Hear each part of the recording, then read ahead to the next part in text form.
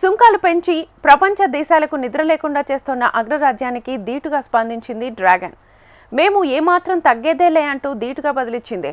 China వస్తువులపై అమెరికాలో 34% సుంకాలు విధిస్తున్నట్లుగా ఇటీవల ట్రంప్ ప్రకటించగా, అందుకు బదులుగా అమెరికా వస్తువులకు కూడా చైనాలో 34% సుంకాలు విధిస్తూ జిన్పింగ్ నిర్ణయించారు. ఈ నెల 10వ తేదీ నుంచి ఈ సుంకాలు అమలు కానున్నాయి. అమెరికా దెబ్బకు చైనా ప్రతీకార దెబ్బ అంటున్నారు నిపుణులు. మరోవైపు చైనాలోని పనిచేస్తున్న తమ అధికారులు, సిబ్బందిగా అక్కడి పౌరులతో సంబంధాలు పెట్టుకోవడాన్ని నిషేధించింది. అమెరికా అధ్యక్షుడు డొనాల్డ్ ట్రంప్ మొదలుపెట్టిన వాణిజ్య యుద్ధం ముదిరి పాకాన పడుతోంది. ఇందుకు ప్రతీకారంగా ఇతర దేశాలు కూడా స్పందిస్తున్నాయి. అమెరికా ఆటో ఉత్పత్తులపై 25% టారిఫ్లు విధిస్తున్నట్టు ఇటీవలే కెనడా ప్రకటించింది. తాజాగా చైనా కూడా అదే బాట పట్టింది. చైనా తమ దేశంపై ఏకంగా 54% సుంకాలు వసూలు చేస్తోందని ఆరోపించిన ట్రంప్ ఆ దేశంపై 34% ప్రతీకార సుంకాలు విధిస్తున్నట్టు ప్రకటించారు. అవి ఏప్రిల్ 10 నుంచి అమల్లోకి రానున్నాయి. అయితే ఆలోపే అమెరికాపై తాను అంతే మొత్తం సుంకాలు విధించడం ద్వారా డ్రాగన్ దేశం దెబ్బకు దెబ్బతీసింది. టారిఫ్ పోరులో తగ్గేదే లేదని స్పష్టం చేసింది. తాజాగా వాషింగ్టన్ నుంచి దిగుమతి అయ్యే వస్తువులపై 34% టారిఫ్లను విధిస్తున్నట్లు ప్రకటించింది. అగ్రరాజ్యపు ఉత్పత్తులపై ఇప్పటికీ అమల్లో ఉన్న సుంకాలకు ఇవి అదనం. అమెరికా నుంచి దిగుమతి అయ్యే అన్ని రకాల వస్తువులపై ఇది వర్తిస్తుందని the state council of tariff commission వెల్లడించింది. అంతటితో ఆగలేదు. అమెరికాకు అత్యవసర పలు అరుదైన ఖనిజాల ఎగుమతులపైన నియంత్రణలు ప్రకటించింది. వాషింగ్టన్ చర్యలు అంతర్జాతీయ వాణిజ్య నిబంధనలకు విరుద్ధమని ఆరోపించింది. ఏకపక్షంగా ఆర్థిక బెదిరింపులకు పాల్పడుతోందని వెల్లడించింది.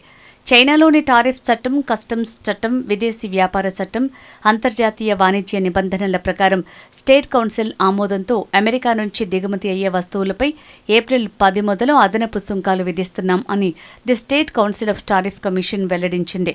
మార్గమధ్యలో ఉన్న సరుకులు మే 13 లోపు చేరుకుంటే వాటికి మాత్రం మినహాయింపు లభించనుంది. చైనా సహా పలు దేశాలపై అమెరికా పరస్పర సుంకాలను విధించింది. ఇది ప్రపంచ వాణిజ్య సంస్థ నిబంధనలకు పూర్తిగా విరుద్ధం. అంతేకాదు, నిబంధనల ఆధారంగా పనిచేసే బహుళపక్ష వాణిజ్య వ్యవస్థను పట్టించుకోలేదు. మా ప్రయోజనాలను రక్షించుకునేందుకు స్పందించే హక్కు మాకుంది అని చైనా విదేశాంగ మంత్రిత్వ శాఖ ప్రతినిధి పేర్కొన్నారు. చైనా అంతటితో ఆగలేదు. అమెరికాకు అత్యవసరమైన పలు అరుదైన ఖనిజాల ఎగుమతులపైన నియంత్రణలు ప్రకటించింది. Samarium, gadolinium, terbium, dysprosium, lutetium, scandium, yttrium వంటి పలు ఖనిజాలు ఈ జాబితాలో ఉన్నాయి. చైనా నిర్ణయంతో అమెరికా రక్షణ, కంప్యూటర్, స్మార్ట్ ఫోన్ పరిశ్రమలు తీవ్రంగా ప్రభావితం కానున్నాయి. ఆయా ఖనిజాల కోసం చైనా దిగుమతులపైనే భారీగా ఆధారపడుతుండటమే ఇందుకు కారణం.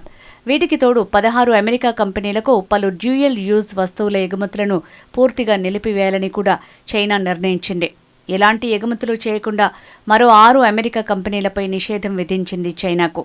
భారత్ నుంచి దిగుమతైన మెడికల్ సిటీ ట్యూబ్లపై యాంటీ డంపింగ్ దర్యాప్తు ప్రారంభిస్తున్నట్టు పేర్కొంది. ట్రంప్ టారిఫ్ల దెబ్బకు ఐఫోన్లు మరింత ప్రియం కానున్నట్లు తెలుస్తోంది.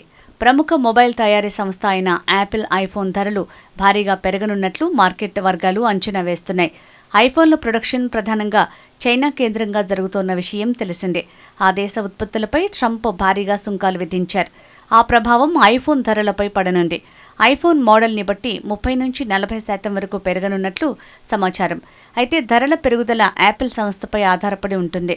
టారిఫ్ భారాన్ని సంస్థే భరించటమా లేక వినియోగదారులపై మోపటమా అనేది యాపిల్ నిర్ణయించాల్సి ఉంది. ఇప్పటికే ప్రధాన మార్కెట్లలో ఐఫోన్ విక్రయాలు ఆశించిన స్థాయిలో లేవు. తాజా పరిస్థితుల్లో ధరలు మరింతగా పెరిగితే అమ్మకాలు మరింత పతనం కానున్నాయని మార్కెట్ వర్గాల అంచనా. ఫలితంగా చైనా వెలుపల తయారయ్యే యాపిల్ ప్రధాన పోటీదారు అయిన శాంసంగ్ లబ్ధి పొందే అవకాశం ఉంది. ఇక నుంచి అమెరికాకు ఏటా సుమారు $438 బిలియన్ వస్తువులు ఎగుమతి అవుతుంటాయి. ఆసియాన్, ఐరోపా సమాఖ్యల తర్వాత అత్యధికంగా చైనా వస్తువులు అమెరికాకే ఎగుమతి అవుతున్నట్లు గణాంకాలు చెప్తున్నాయి. 2024లో అమెరికా, చైనాల మొత్తం వాణిజ్యం విలువ $582.4 బిలియన్. అమెరికా నుంచి చైనా దిగుమతి చేసుకునే వస్తువుల విలువ $143.5 బిలియన్ ఉంది. ఇక అమెరికాతో వాణిజ్య చర్చలపై చైనా స్పందిస్తూ తాము వాణిజ్య ఆందోళనపై వాషింగ్టన్తో టచ్లో ఉన్నామని చెప్పారు. సమహోదాలో చర్చల ద్వారా సమస్యలు పరిష్కరించుకుంటామని బీజింగ్ వెల్లడించింది.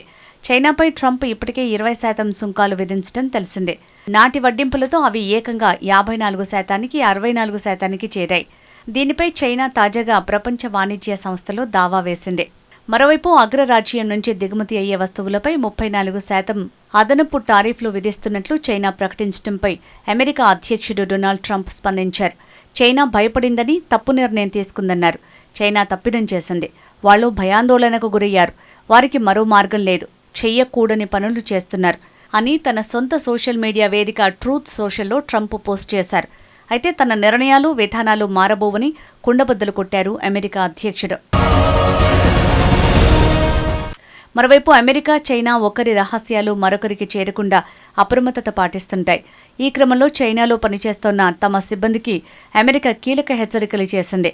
చైనాలోని రాయబార కార్యాలయాల్లో గార్డులు, ఇతర సహాయ సిబ్బందిగా పనిచేస్తున్న అక్కడి పౌరులతో సంబంధాలు కలిగి ఉండటం నిషేధం. తాజా నిబంధనలు బీజింగ్లోని ఎంబసీ, గౌంగ్జా, షాంఘై, షెన్యాంగ్, వుహాన్ కాన్సులేట్లకు వర్తిస్తుంది. హాంకాంగ్లోని రాయబార కార్యాలయం కూడా ఈ పరిధిలోకి వస్తుంది. అయితే చైనా పౌరులతో ఇప్పటికే సంబంధాలు కలిగి ఉన్న యుఎస్ సిబ్బందికి మాత్రం మినహాయింపు ఉంది. ఆ మేరకు వారు దరఖాస్తు చేసుకోవాల్సి ఉంటుంది. ఇతర దేశాల్లోని అమెరికన్ దౌత్యవేత్తలు స్థానికులతో డేటింగ్ చేయటం, వారిని వివాహం చేసుకోవటం కొత్తేమీ కాదు. గతంలో మాస్కోలో నావికాదళ ఉద్యోగి సోవియట్ గూఢచారి ప్రలోభానికి గురయ్యారు. దాంతో సోవియట్ కూటమి చైనాలో ఉన్న సిబ్బంది స్థానికులతో స్నేహం చేయటం, డేటింగ్ చేయటం లేక లైంగిక సంబంధం పెట్టుకోకుండా 1987లో యుఎస్ ప్రభుత్వం నిషేధించింది.